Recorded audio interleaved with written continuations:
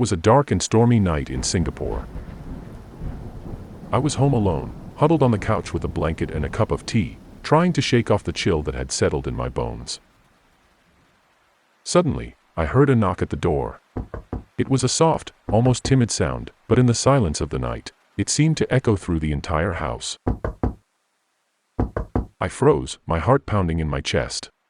Who could be knocking at my door at this hour?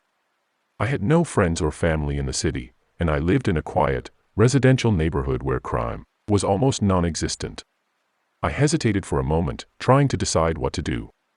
Then, with a sense of growing unease, I got up and walked to the door. As I approached, the knocking grew louder and more insistent. It was as if the person on the other side was desperate to get in. I reached out and slowly turned the handle, bracing myself for whatever was on the other side. But as the door swung open, I saw nothing. The porch was empty, the rain-drenched street deserted. I frowned, confused. Had I imagined the knock? And then I heard it again, softly at first and then growing louder.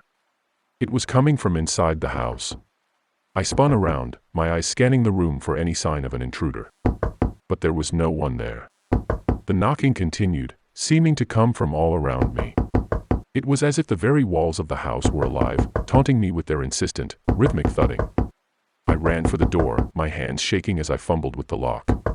I had to get out of there, had to escape the source of that terrifying sound. But as I stumbled onto the porch and into the rain, I knew that the knocking would follow me forever.